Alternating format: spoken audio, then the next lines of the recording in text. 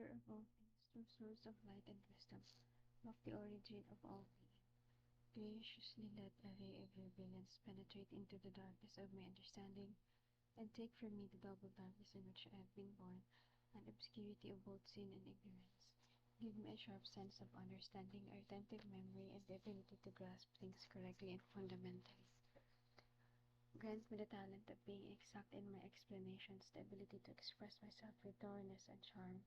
Point out the beginning, direct the progress, and help in completion. Through Christ our Lord. Amen. Saint Thomas Aquinas, ora pro nobis. Amen. Ave Maria, ora pro nobis. Amen. Saint Expeditius, ora pro nobis. Amen. Saint Jude Thaddeus, ora pro nobis. Amen. Saint Teresa of the Child Jesus, ora pro nobis. Amen. Saint Rita of Cassia, ora pro nobis. Amen. Saint Monica, ora pro nobis. Amen. Saint Joseph of Cupertino, ora pro nobis. Amen. Saint Padre Pio of Pietrelcina, ora pro nobis. Amen. Saint Clare of Assisi, ora pro nobis. Amen. Saint Rose of Lima, ora pro nobis. Amen. Saint Carlo Acutis, ora pro nobis. Amen. Saint Faustina Kowalska, ora pro nobis. Amen. Saint Pedro Calungsod, ora pro nobis. Amen. Saint Terence Service, ora pro nobis. Amen. Saint John the Apostle, ora pro nobis. Amen. Gloria Patri et Filii et Spiritui Sancto, sic et erat in principio et nunc et semper et in saecula saeculorum. Amen. Amen.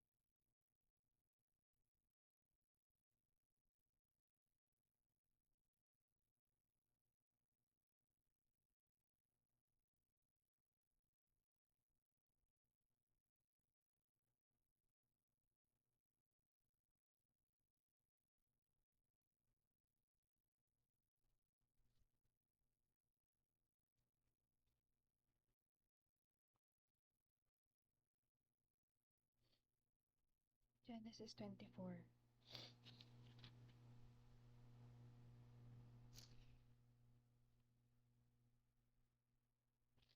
A wife for Isaac. Abraham now was very old, and the Lord had blessed him in everything he did.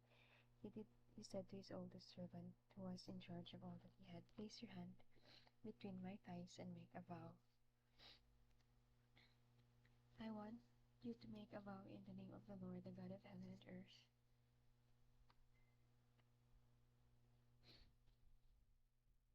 that you will not choose a wife for my son from the people here in Canaan. You must go back to the country where I was born and get a wife for my son Isaac from among my relatives. But the servant asked, what if the young woman will not leave home to come with me to this land? Shall I send your son back to the land you came from? Abraham answered, make sure that you don't send my son back there. The Lord, the God of heaven, brought me from the home of my father and from the land of my relatives, and he solemnly promised me that he will give this land to my descendants. He will send his angel before you so that you can get a wife there for my son.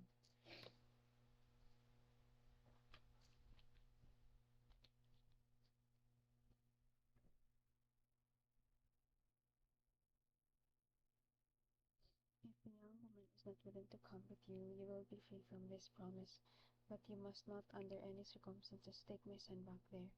So the servant put his hand between the thighs of Abraham his master and made a vow to do what Abraham had asked.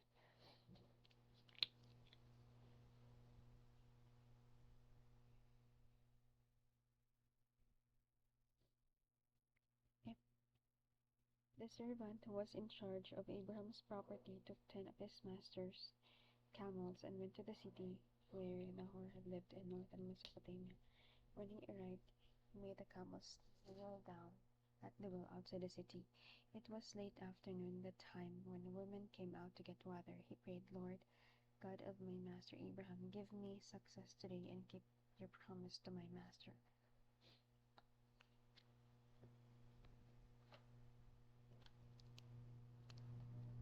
Lord, God of my master Abraham, give me success today and keep your promise to my master. Here I am at the well where the young women of the city will be coming to get water. I will say to one of them, please lower your jar and let me have a drink. If she says drink, and I will also bring water for your camels, may she be the one that you have chosen for your servant Isaac. If this happens, I will know that you have kept your promise to my master.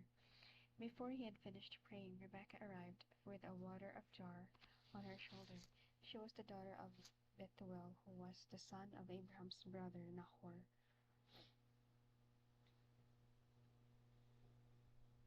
and his wife Milcah. She was a very beautiful young woman and still a virgin.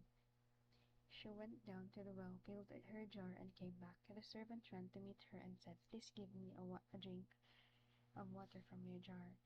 She said, drink, sir, and quickly lowered her jar from her shoulder and held it while he drank. When he had finished, she said, I will also bring water for your camels, and let them have all they want.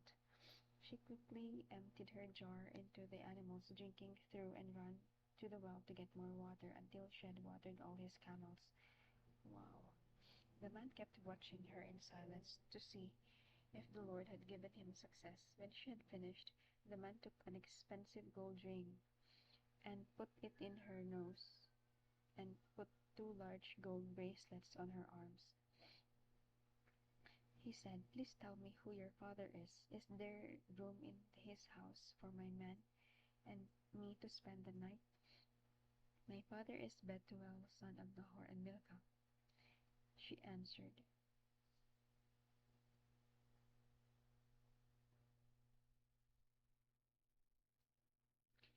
there is plenty of straw and fodder at our house, and there is a place for you to stay.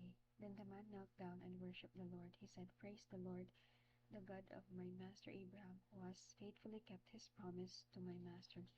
The Lord has led me straight to my master's relatives.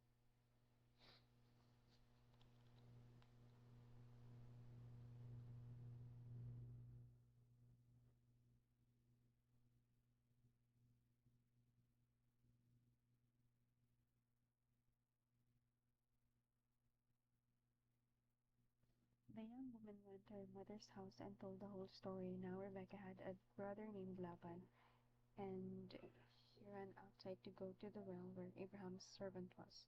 Laban had seen the nose ring and the bracelets on his sister's arms and had heard her say what the man had told her. He went to Abraham's servant, who was standing by his camels at the well, and said, come home with me. Come home with me. You are a man whom the Lord has blessed. Why are you standing out here? I have a room ready for you in my house, and there is a place for your camels. So the man went into the house, and Laban unloaded the camels and gave them straw and fodder. Then he brought water for Abraham his servant and his men to wash their feet.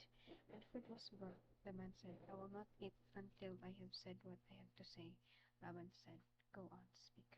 I am the servant of Abraham, he began. The Lord has greatly blessed my master and made him a rich man.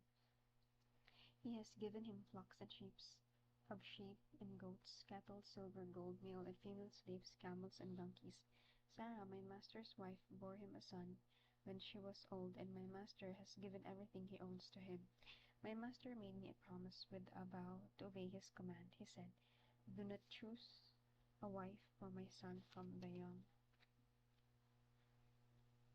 women in the land of Canaan. Instead, go to my father's people, to my relatives, and choose a wife for him. And I asked my master, what if she will not come with me? He answered, the Lord whom I have always obeyed will send his angel with you and give you success. You will get for my son a wife from my own people, from my father's family.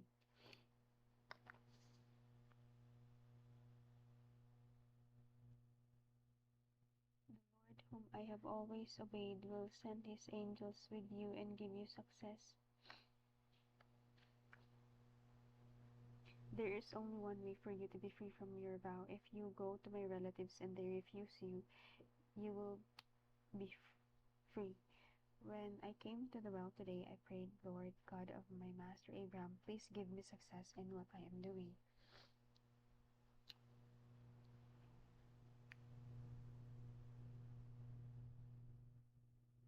Here I am at the well. When a young woman comes out to get water, I will ask her to give me a drink of water from her jar. If she agrees and also offers to bring water for my camels, when she be may she be the one that you have chosen as the wife for my master's son. Before I had finished my silent prayer, Rebecca came with a water jar on her shoulder and went down to the well to get water. I said to her, please give me a drink. She quickly lowered her jar from her shoulder and said, drink, and I will also give you, and I will also water your camels. So I drank, and she watered the camels. I asked her, who is your father? And she answered, my father is Bethuel, son of Nahor and Milcah.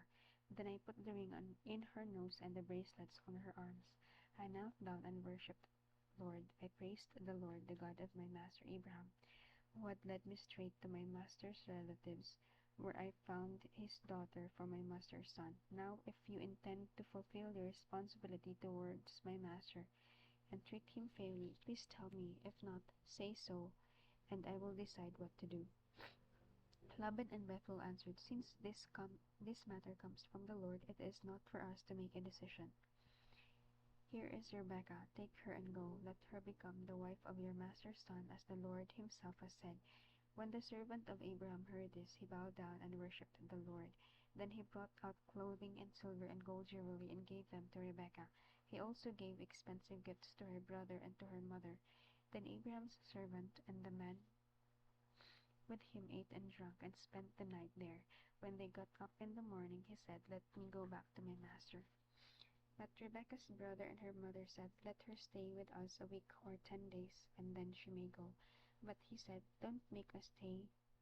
The Lord has made my journey a success. Let me go back to my master. They answered, let's call her and find out what she has to say. So they called Rebekah and asked, what, do you want to go with this man? Yes. Wow, she answered. So they let Rebekah and her old family servant go with Abraham's servant and his man, and they gave Rebekah their blessing in these words. May you, sister, become the mother of millions. May your descendants conquer the cities of their enemies. Then Rebekah and her young women got ready and mounted the camels to go with Abraham's servant, and they all started out. Isaac had come into the wilderness of the well of the living one who sees me, and was staying in the southern part of Canaan. He went out in the early evening to take a walk in the fields and saw camels coming. When Rebekah saw Isaac, she got down from her camel and asked Abraham's servant, who is that man looking towards us in the field? He is my master, the servant answered. So she took her scarf and covered her face.